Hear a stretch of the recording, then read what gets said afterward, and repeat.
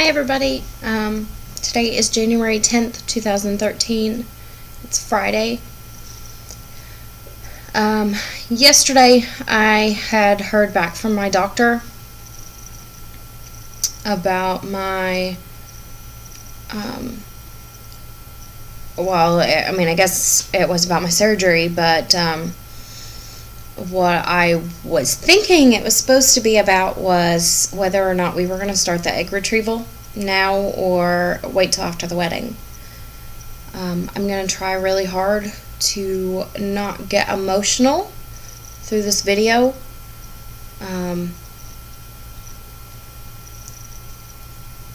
We got some news that we were not expecting.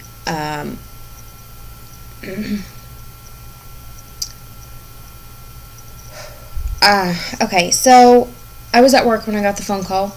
It was sometime in the afternoon yesterday on the 9th, and so they hadn't called me Monday like they were supposed to, and Tuesday went by and they didn't call me again, and I was starting to get frustrated because I didn't want to waste any more time than we needed to. So I called them Wednesday morning, and they said, well, he did put notes in here, but I'm not sure what the notes mean. And she read them off to me, and it really didn't make any sense to me either, because he abbreviated so much, I guess. She said, let me ask him, and I'll have either the AP, Amy, who you've seen, or him call you back. And I said, okay, that's fine. So Wednesday around 4 o'clock came around, and I still hadn't had a phone call. 4:30 I think it was. And I called him back, and they said, I'm sorry, he's just been really busy. He will call you back though. And I said, okay. So at 6 o'clock in the afternoon, or 6:30, I got a phone call, and it was from a blocked number, and I didn't answer it because I never answer blocked numbers. And it was him, and he said, I'm sorry, I'm trying to remember what he said. He said something to the effect of, hey, it's Dr. Verlutis. I wanted to go over your results with you. If you could please just give me a call back tomorrow during office hours. So I'm assuming that he called from his cell phone, and that's why it was blocked. Of course, I was so upset with myself for not answering, because I was so excited, and I just wanted to get things, on the ball. So I tried to call at 8:30, and they weren't open until 9. Or I tried to call at 8, and they weren't open until 9. So that hour went by the slowest you will ever see in your life. And I finally called them, and they're like, well, he's not in yet. He should be in within an hour. So 10 o'clock rolled around, 10:30 came around, and it was the longest day of my life. But anyways, so I finally got the phone call, and like I said, I was at work. So I went in my office, and I shut the door, and he apologized for not meeting with me for my post-op, because he said he really wanted to talk to me. And at this point, I actually had, ever since the voicemail, I actually had a really bad feeling, and I expressed that to my fiance James. I said, I don't know, it didn't sound good. And he said, it can't be that bad. They would have said something during the surgery or at post-op or something like that. And I was like, yeah, you're right. I'm just totally overreacting. I'm really excited. So I didn't, I tried to get it off my mind. And I had told a couple of other close friends. I was like, he just sounded weird. I'm just going to chalk it up to it being the end of the day. And it was really late. It was 6 o'clock. He was just probably tired. So when he told me that he wanted to talk with me about it, I just figured he was just going to go over what happened, since he wasn't able to be there for the post-op. And the conversation quickly turned to something that I didn't see coming at all. He told me that there was a lot of damage to my lady parts. I don't know. I mean, everything basically. There was a lot of damage done, and that the scar tissue and the endometriosis just really kind of messed up everything.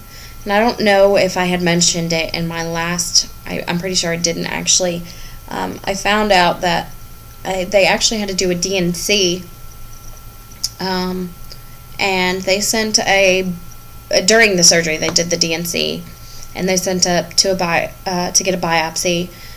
Everything did come back benign with the biopsy, so that's good news.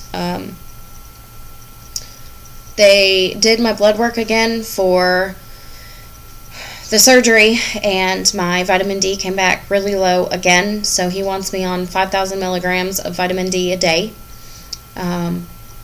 He expressed to me how damaged my uterus was, my ovaries and my fallopian tube. He said that it's a little surprising how much damage there is, especially for my age. And he was concerned with how bad the endometriosis was. In other words, he does not know if I will be able to carry a child or not. So, at this point, I'm in my office, and it's clear windows, like it's completely clear, everybody can see in, and I'm trying really, really hard not to cry, because, I mean, he's going in deep detail of what is wrong. I'm sorry, I think one of my dogs is about to be sick. Come on, let's go outside. Oh boy.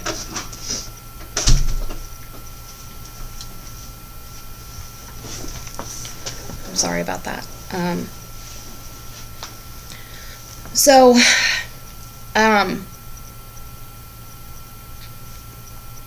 So he tells me about that, and that it's just, he still wants to do ICSI. He said it's still worth a try. He just doesn't know how effective it's going to be, because IVF is only about 60% effective anyways. So that's that. And that wasn't the only news that we had gotten, or that we were on the phone for about 20 minutes. So he talked about, my issues and what he was concerned about with me. And he said, and also, I wanted to tell you, I'm sorry. And then he said, well, your ovaries, we did the test to count the ovaries, or something to the effect. He counted how many eggs I have. They did some kind of test while in surgery, and he said that I still have lots of eggs, plenty of eggs, and that he doesn't think I'm gonna have a problem with stimming at all. So that was good news also. And then he went into James's problems. I don't know if you guys have watched all of the episodes that are my vlogs or anything like that. But James has a really low sperm count, and he has not a very good quality either. If you go back in the vlogs, all the test results are there and explained, but basically he just has a very low sperm count. So Dr. Valutis talked to me about a sperm donor again, and he started to ask whether James had family or a brother or anything like that, and all of a sudden he doesn't. He just has his grandmother and his uncle. He doesn't really have much family, so no. But I thought he was asking for medical history reasons, and he wasn't. He was asking because he wants me to pick out a sperm donor, because he says that if we go through the whole ICSI thing, or the egg retrieval, He said there's no way to tell whether James is going to actually produce viable sperm the day of the egg retrieval, and if he doesn't, then there's nothing to do with the eggs. He said he could try and freeze them, but they don't freeze that well if they're not fertilized. So he wants he said his exact words were, you need to speak with your fiance, and you really need to discuss this. It's important, and this is what I recommend. Honestly, I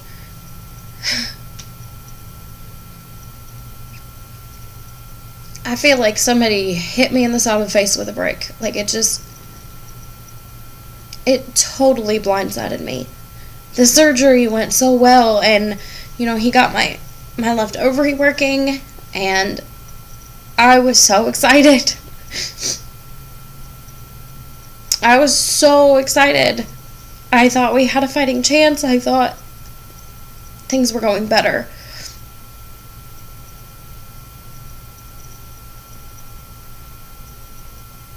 I don't know what happened. I don't know what happened. He said that it doesn't matter whether we do it now or in a couple months. It's not going to make a difference. So we're not doing the egg retrieval right now. We are going to wait till after the wedding.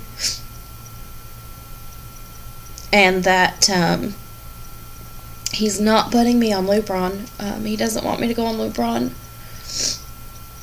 again, so he is actually going to put me on Desmond. I believe that's the word he used. I'm not completely sure. I think it's called Desmond, I think so. It's a low dose birth control pill that they use for people who they're trying to keep everything dormant. And he said he's got really good results with it. So he said that it's definitely going to grow back, and the endometriosis, that is. And there's nothing they can do about it. And that the ovary that was messed up, that ovary that was attached to the bowel will probably stick again.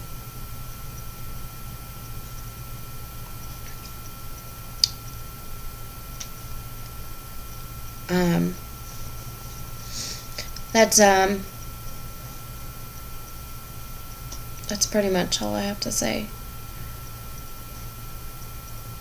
I just I didn't expect that. I really didn't expect that news. I thought he was just calling to tell us whether we were starting now or later.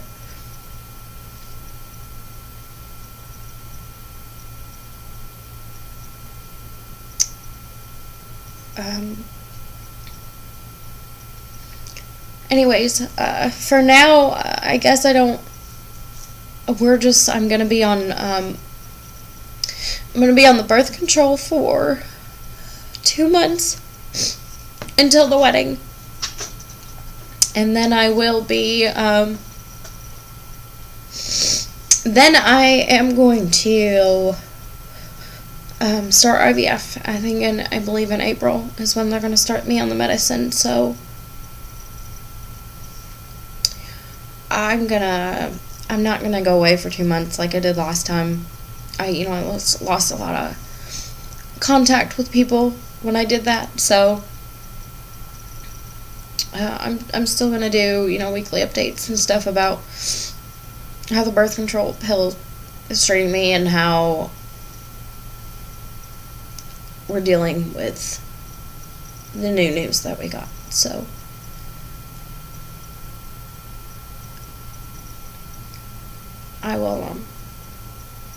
I'll talk to you ladies later.